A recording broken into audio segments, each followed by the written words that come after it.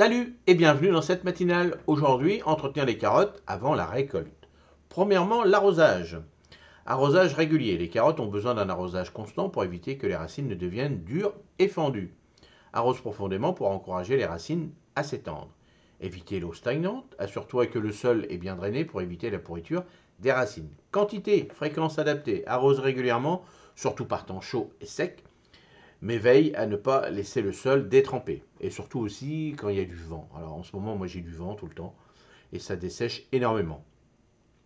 Deuxièmement, le paillage, protection et nourriture. Paillage organique, utilise de la paille, des feuilles mortes ou du compost comme paillis pour conserver l'humidité du sol et réduire les mauvaises herbes. Épaisseur, applique une couche de 5 à 10 cm d'épaisseur autour des plants pour maintenir une température et une humidité optimale. Le paillage est hyper important. Une fois qu'on a goûté au paillage, eh ben on le fait avec parcimonie bien sûr, mais c'est hyper important pour nos jardins, surtout de plus en plus, surtout en été, quand il faut arroser tous les 5 minutes, ben un bon paillage. Et c'est sûr qu'on a le problème avec les gastéropodes, mais si vous avez trop de limaces ou d'escargots, c'est qu'il y a un déséquilibre quelque part. Donc c'est clair, moi je mets du paillage, j'ai des limaces, tout ça, mais tout est régulé par l'ensemble de ma faune autour du potager. Donc voilà, il faut trouver la solution. Pourquoi vous avez énormément surtout là, j'ai toujours plein de commentaires. Oui, je mets plus de paillage parce que j'ai énormément d'escargots, de limaces, c'est un refuge, tout ça. Ben, il y a un problème quelque part. Il faut trouver le problème. Une solution a toujours, un problème a toujours une solution. Troisièmement, éclaircissage et espacement. Éclaircissage régulier. Si les carottes sont plantées trop proches, éclaircis-les pour laisser suffisamment d'espace entre chaque plant, environ 5 à 10 cm, afin de permettre un bon développement des racines. Espacement adéquat, respecte l'emplacement recommandé lors du semis pour éviter la concurrence entre les plants. Bon, alors on avait fait ensemble une petite vidéo où on avait planté comme les anciens avec les radis. Bon, malheureusement, bah, ça a été bouffé par les limaces ou les escargots. Alors chez moi, c'est surtout les escargots qui sont dans le potager.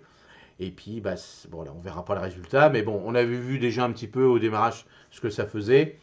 Bon, après, voilà, les anciens, quand ils faisaient pas ce système-là, alors soit on utilisait un petit système à roue, hein, les maraîchers, ils utilisaient un petit système à roue où bah, les graines sont posées entre 5 et 10 cm directement. Donc vous, si vous avez la patience de le faire, bah, faites-le dès le démarrage, comme ça il n'y aura pas besoin d'éclaircir les carottes. Mais après, bon, bah, ça s'enlève tout doucement, donc faites-le sur un sol bien humide. Et puis bah, tous les 5 à 10 cm, vous retirez, vous laissez surtout une carotte sur votre sillon et c'est comme ça que ça va vous donner des bonnes carottes. Moi, une petite astuce, hein, si vous préférez les toutes petites carottes, bah, j'espace moins. Puis les grosses carottes, alors un rang sur deux, par exemple, vous pouvez faire ça.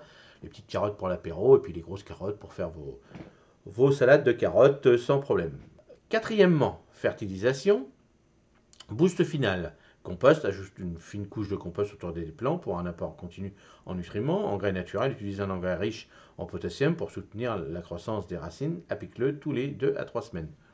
Alors, le boost final, ça peut être aussi du fumier, hein, mais alors bien sûr, quand on dit fumier, compost, c'est bien, allez, il faut qu'il soit bien mûr quand même, hein, parce qu'éviter des composts ou du fumier mûr, ça peut marcher, mais faites attention quand même, parce que quand c'est mûr, ça peut brûler quand même. Surtout s'il est plein d'urine, tout ça, ça va rentrer dans le sol et ça peut. Donc, laissez-le mûrir un petit peu dans un coin, c'est toujours mieux. Surveillance des maladies et ravageurs, prévention et traitement. Surveillance régulière, inspecte régulièrement tes plants pour détecter les premiers signes de maladie ou de ravageurs comme la mouche de la carotte et les pucerons. Traitement biologique. Utilise les méthodes biologiques comme le savon noir, les purins de plantes, prêles, fougères ou des insecticides naturels pour traiter les problèmes dès leur apparition. Alors moi j'ai surtout, je parle pas trop fort, la mouche. Ça va être la mouche de la carotte. Pucerons rarement sur mes fans de carottes, mais bon, la mouche de carotte, si on a une année où bah, ils viennent pondre et puis ils détruisent carrément les racines, hein, carrément. Alors j'ai ça en fin de saison, mais c'est pour ça qu'il ne faut pas hésiter à faire les rotations. Donc au bout, tous les 3 ans, vous revenez à la même place, donc c'est mieux quand même.